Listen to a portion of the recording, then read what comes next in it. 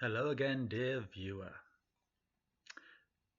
Energy bills have risen again, and the usual suspects are already using it as an excuse to attack the Labour government's clean energy policy.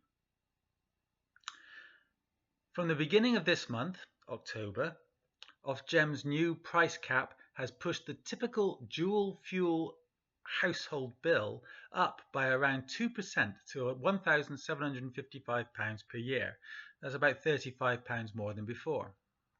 Predictably, the Conservatives and Reform UK have pounced, claiming Ed Miliband's drive to deliver clean power is hammering households with higher costs. Both parties want to scrap the UK's net zero target and reverse the transition to renewables. But their claims are false, and their motives are not what they pretend. The rise in bills has nothing to do with wind or solar energy. Ofgem's own data show that wholesale gas prices have actually fallen slightly this quarter. The increase comes instead from network costs, standing charges, and policy costs, the fixed charges that fund the pipes, wires, and schemes built into our bills. Yet the Conservatives and Reform are using the rise to push the fiction that renewable energy is to blame. In truth, they are in a race, desperate to discredit the clean energy transition before it begins delivering real savings to the public. Once renewables start cutting prices, you see, their fossil fuel funders will lose leverage. The attacks are really about keeping prices high for as long as possible, not about protecting households. If people want a legitimate reason to be angry about high bills, they should look not at renewables, but at the failed insulation schemes we have already been forced to finance. The last government claimed it was cutting our bills by funding home insulation programs through the standing charges on our energy bills. In reality, it handed contracts to cowboy firms that botched the work and wrecked thousands of homes. Some properties were left damp, mouldy, and dangerous, literal death traps.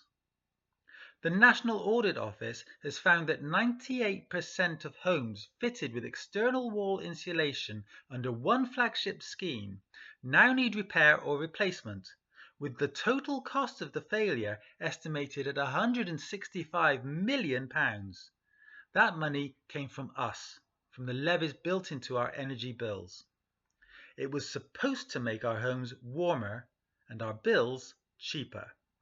Instead, it funded poorly managed work with no scrutiny, leaving households to deal with unsafe homes.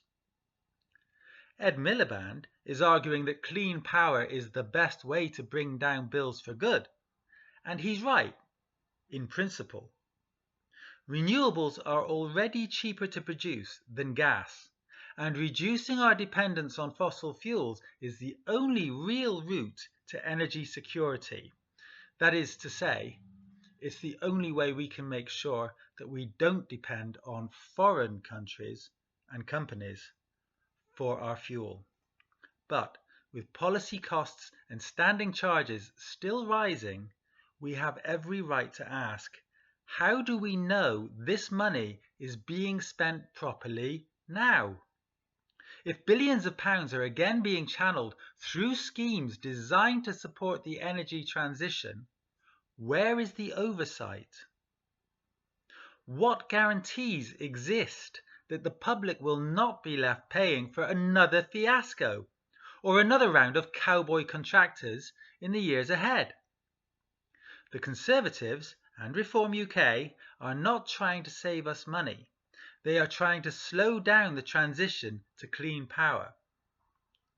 The real threat to household finances lies in corruption, incompetence, and lack of accountability, not in the pursuit of clean energy. Until those problems are addressed, the danger is not just that the green transition will fail, but that we will be forced to pay for its failure many times over.